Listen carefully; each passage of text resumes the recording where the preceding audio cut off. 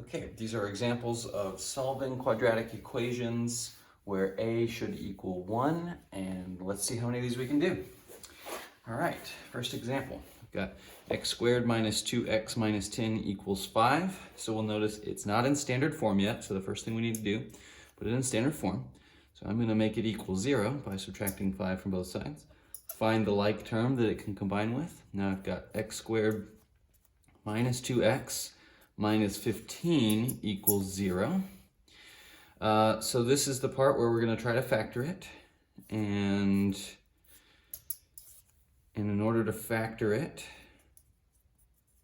what I want to do is I'll start with x squared. It's the easiest term. It has to come from x times x. And then I'm going to take my my constant, which is c, and that's 15.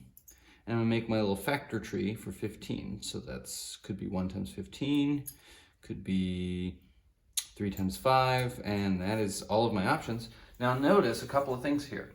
In this problem, c is negative 15. So I need to make these negative either way.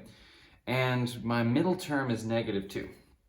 So I need some way to multiply to give me a negative 15.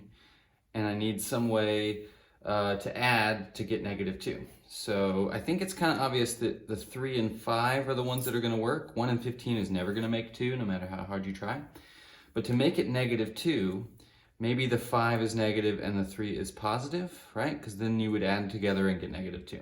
Okay, so that tells me my factors are x plus 3, x minus 5 equals 0. And now I'm going to use the ZPP, the zero product property, to find what value of x makes these true. So on this one, I would need negative 3, and that would make 0, right? And so 0 times anything is 0, true statement. On this one, I would need positive 5, because positive 5 minus 5 would give me 0, which is a true statement.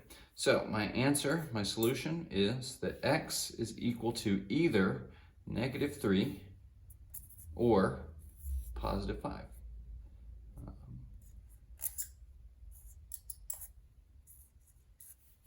All right, one done. Number 2, 4x squared minus 4x minus 30 equals 3x squared plus 3x. Notice right now it looks like a is not equal to 1, and I haven't taught you how to do those yet, but it's also not in standard form. So let's try putting it in standard form and see if we can somehow fix that problem. In order to put it in standard form, it's got to equal 0, so I need to cancel both of these things out. And then the like term for that one, since it's squared, is going to go underneath this squared. And the like term for this one, since it's linear, is going to go underneath this one. And now I've got x squared minus, 4x minus 3x would make negative 7x. So minus 7x minus 30. And now it's equal to 0. So we've got it in standard form. So let's try to factor it. I'm going to take 30, which is c. Notice it's negative. I'm going to make my factor tree. And then I'm looking for factors of negative 30 that can add up to negative 7. So 30, you've got 1 times 30. You've got 2 times 15. You've got 3 times 10. And you've got 5 times 6. So of all of these options, the one that's going to make a negative 7 is using 3 and 10, where the 10 is negative and the 3 is positive. So I'm going to turn this now into x plus 3 and x minus 10 equals 0. Then I just need to use the ZPP, which means take the opposite to find the value that makes it true, which would mean negative 3 here, because negative 3 plus 3 would be 0. And it would be positive 10, because positive 10 minus 10 equals 0. And so my answer for x, my solutions are negative 3 and 10. 2 done. Number 3, this time, x squared plus 14x plus 48 equals 0. And we have something that's already in standard form. So I'm going to go ahead and try to factor, which means I need to know c.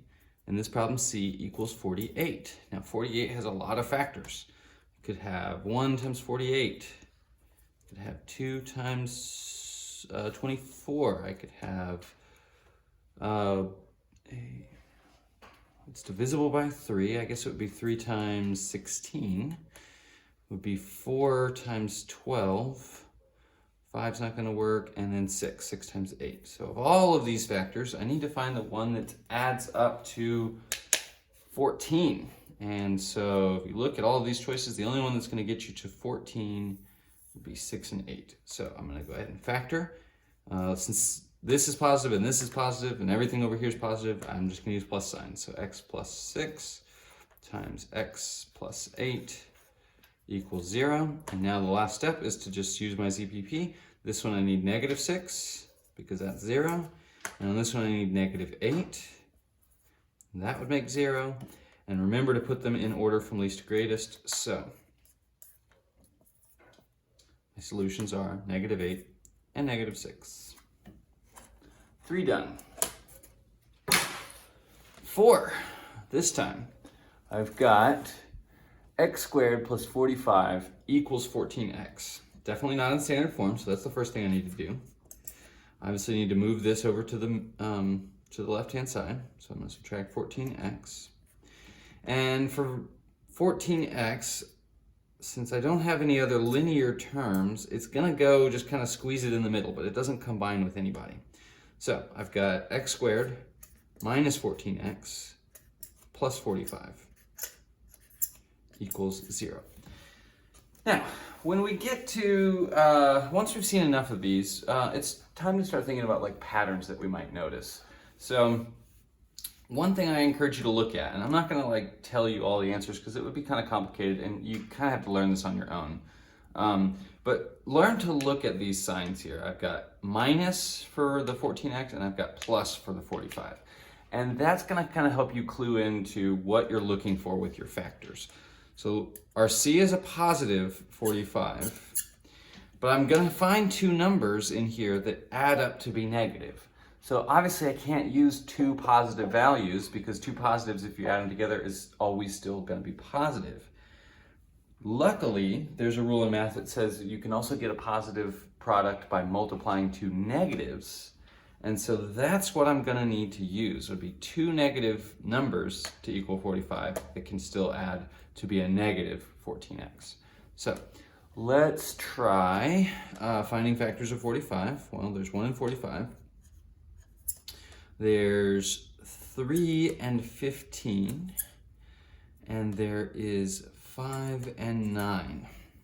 Now, 5 and 9 would make positive 14, but this doesn't say positive 14. And that's why I remembered, oh yeah, but also a negative times a negative is still positive, but would add up to be negative 14. So my factors are x minus 5 times x minus 9 equals 0. And then use your ZPP. This was factoring, by the way. Use the ZPP to say, okay, well, this needs to be a positive 5 because 5 minus 5 is 0. And this needs to be a positive 9 because 9 minus 9 equals 0.